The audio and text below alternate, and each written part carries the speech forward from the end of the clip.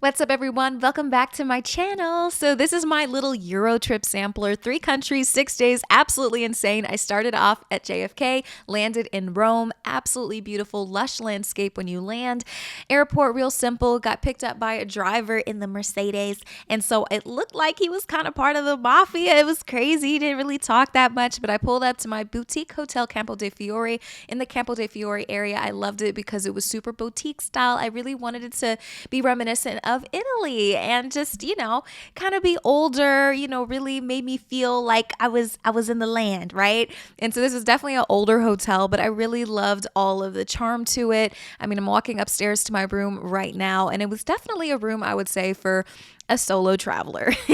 And I booked it for that reason, but it was totally gorgeous. I felt like a Roman goddess, which you will see so much later. I just loved all of the little accents, the wood beams on the ceiling, the chandeliers, even in the bathroom. It kind of had this emerald green look to it. Shower worked, water pressure, all of that. And since I'm traveling by myself, I do everything that I want to do. And so, I love it. And I don't ever have to be in one location very long. And so that's why I made this trip super back to back, 3 countries, 6 days, super quick. All right, guys, I'm over here in Italy, Rome. Oh my gosh. It was so beautiful. Just a good smell in the air. Love my hotel. The views are amazing. Oh my gosh, I love this little terrace at the top of it and everything. So pretty. Honestly, it just seemed so surreal. It's just what you see in the movies, honestly. All of the architecture, totally gorgeous. Some basilica there, absolutely beautiful. The dome of it all. I wasn't even tired. I didn't even really sleep on the plane. So I was really ready to hit the ground running. And my itinerary was definitely that, because as soon as I landed, like a few hours later, I had a tour planned at the Vatican Museum. So I walked down through my hotel. These are just some more views of it here. I really love the little quaint little rooms. Like I said, I really wanted to be in a place that really transported me, and I really feel like this hotel that I chose did, and it was pretty reasonable per night. So on my way to the Vatican, I took a cab. And you got to be careful because, they try to do that Euro to USD conversion and they be lying sometimes and they try to take advantage of you. But, it is what it is. So, yeah, I was on my way there, and then I met up with my tour group. And it was so important to take a tour because, one, it's like, I want to immerse myself in the culture, but also I want to skip that crazy line. And best believe that line was absolutely insane. Okay, I'm about to start my tour of the Sistine Chapel and all this. I'm so excited. So happy I had time to make it. I just cannot wait. Yeah, I booked the tour on TripAdvisor. Lots of great reviews for this one. And oh my gosh, as soon as we got into the museum, just the views right outside were spectacular. And that's really what I live for. I love that feeling of awe when I'm just looking at things. It really, really, really makes me smile, as you can see. That is St. Peter's Basilica off in the distance, which I got inside of a little bit later. But yeah, I had like a really nice, decent sized tour group, maybe like 15, 20 people, something like that. And that's what that little green cord is sticking out of my ear. And I feel like as a solo traveler, it's nice to be a part of a tour. If you wanted anybody to take a picture of you, I'm sure they'd be more than happy to, which is always great if you're trying to make some content or just send some stuff back home to your mommy. And no judgment, because that's something I would definitely do. But the marble sculptures, insane. Another tour guide told me that if you see a guy that has a big thing versus a small thing, a guy with a big thing is most likely a commoner.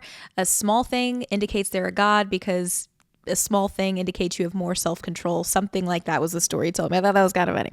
Anyway, entering the Vatican. It was kind of hard to keep up with this tour here because, he was just saying so many things at once, and everything you see, you just want to stare at for a good 2-3 minutes. And so they're moving through it pretty quickly, but I still definitely value the tour because look, I'm not waiting in no crazy line. I'm just saying. But like I said, everything that you see, it's absolutely gorgeous. And I wish that I could have spent more time just staring and absorbing. I took as many pictures and videos as I possibly could. And then entering the Sistine Chapel, you're technically not supposed to record, but my tour guide said, hey, do so without flash and don't make a big fuss about it and you'll get away with it. And he said that, and he was Roman, so I do as the Romans did, and I did that, and it was absolutely stunning. Such a beautiful experience. I'd been wanting to see this since I saw the movie Good Will Hunting, when Robin Williams was telling Matt Damon, can you tell me what I bet you can't tell me what the Sistine Chapel smells like. And so it was really interesting to get a lot of the history of the painting that Michelangelo did. And so That's God's butt that he painted, which was insane at the time. I mean, it was crazy, but a beautiful tour, lots of interesting facts that I learned, and I really appreciate that history and that culture. I definitely would recommend doing a tour on TripAdvisor. And yeah, and I was just really careful because they warned me about pickpockets, another thing you have to be super careful about. But this is St. Peter's Basilica, absolutely amazing. I can't even believe something like this exists. I mean, I love high ceilings, but this just like put me in heaven right now. Seriously, the ceilings were so high in this basilica. I mean, it just looks like a dream. Oh my gosh, guys, this is so freaking beautiful. I didn't have any problems with any pickpockets or anything. I wore that fanny pack really tight around my waist and everything, and just was really cautious about my surroundings because my tour guide warned me that a lot of pickpockets stake this area out. Okay, so in Rome, oh my gosh, so beautiful. Words can't even describe all of the architecture. So amazing. So beautiful. So afterwards, I caught another overpriced cab to this restaurant where I had an Aperol Spritz, a highly advertised drink throughout Rome, fried artichoke, which is a Roman specialty. It was very delicious. And this carbonara, which was so rich, so creamy, absolutely amazing. It had these pieces of pork, I don't know what it was. It was absolutely delectable. It was hot, it was steaming, it was just perfectly seasoned and perfectly al dente. The best carbonara I've ever had. Okay, so enjoy that right there. I mean, I'm telling you, that place was really, really, really good. Had lots of great reviews too. I also got some meatballs because I was like, if I go to Italy, I got to get some meatballs, right? And it had spinach potatoes, definitely tasty. I took it all to go because there was no way that I could finish all of that. The tiramisu was good, but I would have preferred a cake version of it for sure. I definitely appreciated the experience. My waiter was super nice, and he gave me this shot of some licorice drink, kind of like Jägermeister. Got back to my hotel, got some needed rest. Next morning, woke up, got all cute because I had a big tour to go on. Yes, another one. All right, guys, let's go on the Colosseum tour. And this was definitely my favorite tour. I had an amazing tour guide. He was pretty young. He was amazing. And I mean, he was so detailed with his explanations. I feel like I really got a taste of Roman history. And I mean, just a reminder of a lot of it that, you know, you're supposed to remember from school and stuff. But this is the Roman Forum, which was basically like the first like Roman gathering area. I saw the resting place of Caesar, which was really crazy. And so then he recapped all these stories. I definitely find a lot of value in the tours. So if you're ever going to go see the Colosseum, I mean, I would get on TripAdvisor, check out a tour. Saw the Palatine Hill, which was basically where the Roman emperors used to live, some of them at least, right? And then there's this amazing view overlooking the Roman Forum, which it's so surreal seeing this. I can't believe these are my videos. It's crazy. I mean, the columns, the arches, the memorials, I mean, everything, the art, the Arc de Triomphe, all of these things. And then seeing and learning the history that the marble that used to be inside, that's what this place used to look like, the Palatine Hill, but the marble was stripped by the popes that eventually took over Rome. The Arch of Titus here, and these were only constructed, my tour guide said, when there were huge military triumphs, like killing like 40,000, 50,000 people, I think he said. And so this is all on the way to the Colosseum. And I mean, my tour group, they were a great bunch of people, couples, families, all of that kind of stuff. Nobody mean, everybody nice. And so I really enjoyed that. Got to look at an old road. And then, of course, the big, gigantic, one of the wonders, modern wonders of the world, the Colosseum here. And that was the entrance, the one you saw in Gladiator, when Maximus entered the ring, all of this, if you've seen the movie. And it just was really surreal to see all of this and know that something has been standing this long. And this is the inside of it. And of course, you could see down into the, like, I guess you could say prison dungeon area where they stored all of the gladiators, super grungy area and everything. People were treated horribly, slaves, all of that kind of stuff. But I mean, the stories that my tour guide told, this is what the Colosseum used to look like. I mean, it's just, it's insane. And then after that, I was starving, so I caught an Uber to a Roman cafe, and everybody there was Roman. And this is pizza by the slice. That's what Rome's known for. And then this pastry, which was absolutely delicious. I had another Aperol Spritz. I had to eat quickly. I didn't really have any breakfast. And then I had a photo shoot right after this, so I had to hurry up and then change into a black dress in the bathroom. It was totally insane. I was definitely pushing it to the limit, but that's what solo travel is all about. Saw the Trevi Fountain as I was on my photo shoot with a really nice lady that I booked on, I think, Viator, whatever. And she took some amazing pictures. Oh my God, this girl was really professional. And I loved her because she, kind of protected me from some of the people who were trying to sell stuff and everything. She really did not play that. She would shoo people away like, no, she doesn't want anything. Because if you touch one of those items that they're trying to sell, then it's like, oh, you bought it, right? So she was very cautious of all of that. And I felt really safe with my belongings when she was kind of holding them while I was taking the pictures. Then, of course, I had to get back to my hotel and take my own pictures here. And then everybody's like, oh, who's taking the pictures? Who's taking the pictures? Well, I paid somebody. And then here I am working with my tripod, adjusting the frame. These are all selfies. And like I told you, I felt like a Roman goddess in my hotel room. I'm like, dude, so I had to take some videos and stuff like that. And if you follow me on my subscription page on Instagram, then you've seen a lot of these kinds of videos from me. And I'm going to shoot my content. And so not new to this, but true to this. Mariuccia, that was a Neapolitan pizza place that was really popular. So I went to check it out, had some amazing white wine, absolutely delicious. The house wine was great. This was fried pasta. This was bruschetta with a little too much cheese, but the tomatoes, holy crap. American tomatoes are trash. Every tomato I had in Italy, amazing. That's the inside of the fried pasta there. It was really, really tasty, but I had to be careful eating all of it because I needed room for the pizza, and the pizza was amazing. It had truffle in it. It had this prosciutto, I think, and this cheese on top. It was the best pizza I think that I've ever had, thin crust style. It was absolutely amazing. The flavor was phenomenal. Truffle everywhere. I absolutely loved it. And I couldn't finish all of it. So I definitely I didn't take it back with me. I wish I had more left over, but I had more things to do because after I ate this pizza, then I had a limoncello shot. Is when, in Rome, right? And so I had that. It was really tasty. And, I just wanted to get the full experience there. But by that time, I was getting super tired, okay? And then I went to this, oh my God, amazing coffee shop. And I enjoyed myself like a little espresso outside, or maybe it was cafe latte. Then I had this Shakerato Bianco or something afterwards. And I'm going to tell you, that was like super freaking caffeinated. But that one was really nice. It was probably like around 11:30 p.m. at night. The cafe stayed open super late and I felt pretty safe. I'm always cautious of my surroundings. And, everybody's really friendly. And, I'm a bit of a chatterbox, but still, I'm just always cautious because I know I'm a woman, I'm alone. And so just very careful. Out in these Roman streets. Oh my gosh. I can't believe I'm here. I just had some coffee and it's like taking me to a whole nother level. Italian coffee. Whole nother level. Okay, so much energy, but I just feel so grateful to be able to see views like this. I'm like, this is what life's about. It's just, I'm so happy everybody's so nice. Well, not everybody, but most people. It's just it's so gorgeous. It's surreal, the things that you read about in history books, and it's like now I'm seeing them, things that I said that I wanted to do. Birds, I can't see them. Oh, it's just so beautiful. It's so crazy seeing this kind of architecture just on a regular street. It's just freaking insane. Guys, it's so freaking beautiful. Everything that you see, it feels like it's not even real. The architecture done so well. I feel like I keep saying architecture. I don't know if it's because I'm so tired. Architecture. I got back to my hotel probably around midnight. Fireworks on my last day in Rome. Oh my God. Guys, I just feel so blessed, honestly.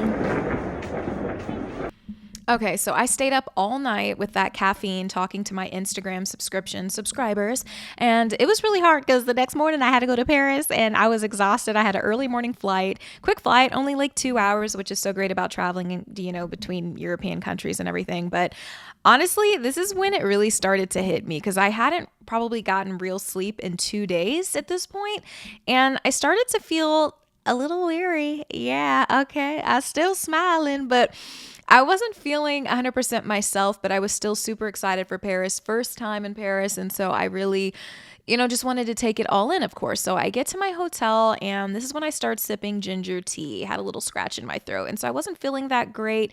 But I love this hotel because it was 10 minutes from the Louvre, which was super key later. My room, 2 single beds put together. Enough room for, you and a really good boyfriend, but not much more than that. But it was really crazy because, I really spent like the next 3 hours in here sleeping, and then I was waking up with chills. I felt like I had some kind of cold, and I was almost not going to go to the Louvre, but I said, Demetria, get the hell up, go to the Louvre. And I did, and it was a 10-minute walk. And so I made my entrance because I bought a ticket ahead of time, 4:30. That's what time you get in. That's what time I made it there. It literally took probably like 28 minutes, I think. I counted it from getting from my hotel to the front of the Mona Lisa. And that is definitely where I took a beeline to, because I'm like, dude, my energy level was absolutely like probably like 5 out of 100 at this point. But I pulled it together because I'm like, dude, I got to see the Mona Lisa. How do you come to Paris and not see the Mona Lisa? And I did. And it was totally beautiful. And the other art, everything remarkable. I wish I had a week to spend here and just take in all of the art, but obviously not the case because this is a Euro sampler trip, right? I was looking for statues of Demeter, the Greek goddess. I wasn't finding any. I'm like, hold up, that is not fair. Of course, they've got Aphrodite, Venus de Milo, all of this great stuff, but I'm like, where's Demeter, the Greek goddess of agriculture, harvest, fertility, all of that good stuff? I went down a level to go see the Sphinx. I wanted to see a little bit of African art because that's all I had time for, guys. And then I picked up some macaroons on my way out, some from La Durée, which is a very popular macaron spot. And I was heading back to my hotel. And like I said, it was like a 10-minute walk. I planned this out perfectly. I'm a huge planner. I feel like that's really important with solo traveling. I don't really leave anything to chance. I look at Google Maps in advance. I plot everything out because I'm a nerd.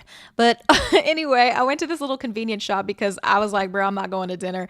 Accidentally grabbed some disgusting goat cheese chips. Those are those light blue ones. Terrible, terrible, terrible choice. Hate it. Spit it out. Put it in the trash. Gross. I watched Leave the World Behind. That was like my sick movie. And yeah, I was watching that. I thought it was pretty decent. At midnight, I had to get up and go find the French version of some Tylenol, which was Dolopron. That was kind of hard to find at midnight, but I found it and I felt better in the morning. And had kind of this French breakfast with croissants at my hotel, cheese, and accidentally grabbed some more damn goat cheese. I hate that, bro. And then I had some hot chocolate, which was phenomenal, and it was from a machine. That was insane. The next morning, my friend who lives in Paris was like, Demetria, come out, go perfume shopping with me. This is a once-in-a-lifetime opportunity, blah, blah, blah, blah, blah. I'm like, bro, I'm dying. But I did get to see one of these Christmas markets, which I've been wanting to see. I wanted to go to Austria, but it was way too cold. I'm like, hell no. But this worked out perfectly because I got to have some vincha or hot wine, which I've always wanted to have at one of these Christmas markets. And was it hot? Hell yeah. And I tried to inhale that. I'm like, that wine almost made me choke, but it was a really beautiful scene. And I was so grateful, even though I was suffering with, dude, chills and all of this. Those are some chest. But you could see it on my face that I was really starting to die. But I wanted to take a fun video in front of the Louvre, and I was like, my friend took it for me. I was so happy about that. And then it started raining, and I had to walk back to my hotel, and then I slept, woke up, got cute, and went to this steak frites place that's really popular. It's called Entrecôte de Paris. I believe I said it right. And they have a very simple menu. It's prefix. It's like, we're going to serve you a salad, some steak frites, and some wine or whatever drink that you want. And that was nice. The walnut salad, really straightforward. They served me some bread. This is the steak frites. They served half the portion. I got rare steak, you know me, and some fries. And then they came back around and gave some more steak and some fries. And then I ordered this creme brulee, which was really nice. And yeah, it was a really fun experience. I'm glad I got to do it. I missed out on like a half day of food and stuff because I wasn't really feeling good. But for some reason, that Tylenol or Dolopron, whatever, was helping me. So much so that I even went to the Eiffel Tower from the Trocadero, point of view. You might recognize it from John Wick 4. They shot some of the movie there, which I thought was pretty cool. But I was really exhausted, guys. And this was really a bummer because I had a lot more planned for Paris. But I think I touched on the big things. But then after that, dude, the next day, I'm like back at the airport eating croissants and green tea and eclairs and stuff. I'm like, honestly, I just want a big fat English breakfast. I'm American. Just give me some bacon and eggs. But here we are having to eat French pastry. And then on my way from Paris to Barcelona, only hour 45 minutes. The views landing in Barcelona, absolutely breathtaking. Kind of cool there though, so I didn't go to the beach because I'm like, damn, it's going to be cold. And like I said, I'm not really feeling that great. Checked into my hotel, Cologne, Barcelona, in the Gothic Quarter, which is a great walking area. I'm telling you guys, I planned this out to a T. And what was amazing, what I didn't plan for is there was a Christmas market right in front of my hotel. But while they were prepping my room, I went to this place called Milk Bar and Bistro. It had great reviews. The orange juice was like Valencia oranges or something, super sour, super tangy. I got eggs Benedict. A little disappointed because I wanted like an authentic Spanish breakfast, but they said I don't know, it was like avocado on toast is the closest thing they could offer. And I'm like, whatever. Let me get something that's filling. But I'm telling you, that sour orange juice basically took my taste buds away. But check out the view from my room.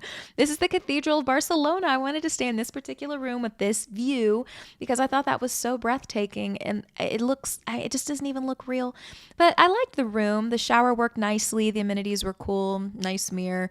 Nothing absolutely crazy. But me, it was all about the location. And I wanted to be right where that cathedral was. And I absolutely loved that a Christmas market was right beneath me. And I definitely checked that out later. But it meant a lot to me because I had always wanted to do that. But I'm telling you, as soon as I checked in my hotel, a couple hours later, another tour planned. Yeah. So I took an Uber to La Sagrada Familia. And I've always wanted to see this. I'm telling you, I had an Android phone like 10 years ago or something. And it used to populate with these random places across the world as my wallpaper. And La Sagrada Familia had popped up many moons ago. And ever since then, I've wanted to visit. And when I tell you that this cathedral that's still under construction is absolutely breathtaking, nothing like it.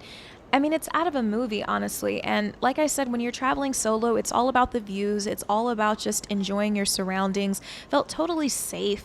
Bought the tickets in advance. Nobody's waiting in line. I mean, it just, you can listen to your music. Sometimes I FaceTime my family. Sometimes I get on Instagram Live on my subscription and share it with my subscribers there. But obviously, I take tons of video, tons of photos. I never want to forget, but it really is something. There was an organ player. I thought that was really cool. It was kind of sketchy. It looked like it was Dracula down there playing or something, but just everything was so beautiful. And I was just really taking in, the difference between Rome, Paris, and Barcelona, and what those cities look like, what the different countries look like, the designs, all of that, the food, because right after this, I went to this fun traditional Barcelona restaurant called Siete Portes, I guess you would say. One of my friends told me to go there.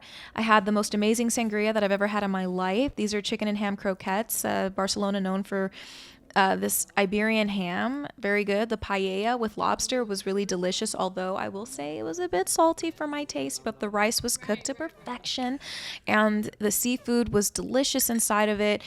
And I had a really nice experience once my waiter got switched out for another waiter. My first waiter, he just seemed too busy, too all over the place, but the next one was so patient, so tender, kind.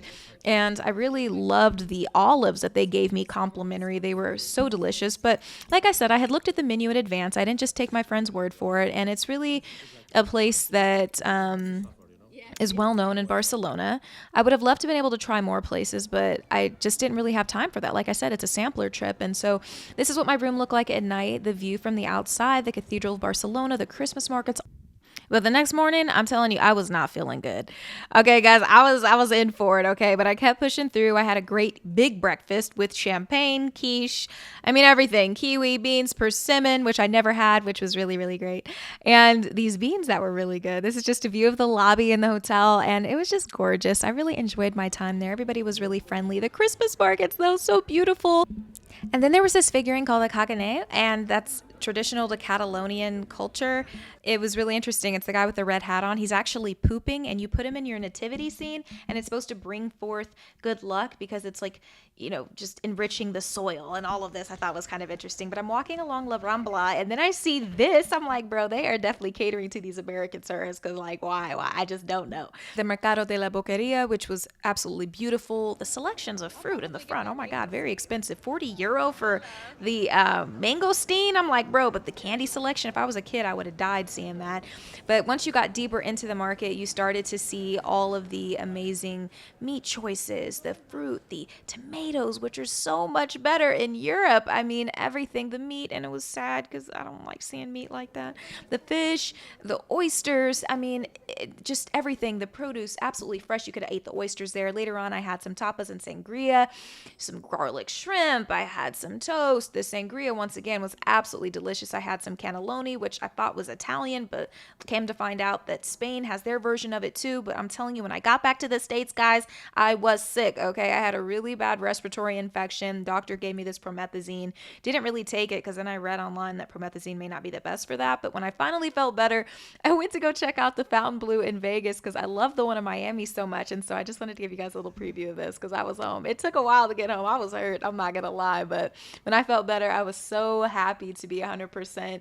I went to Komodo, which I'd been to in Dallas before. It's kind of that Asian fusion type of restaurant. And I went by myself again. Okay. And I had some champagne that was nicely given to me by some of the staff. But of course, I had my Pikachu drink that I had first tried in Dallas, which was really, really good. I really liked it. It's kind of like some kind of a mule, like a Moscow mule, but a little bit fancier.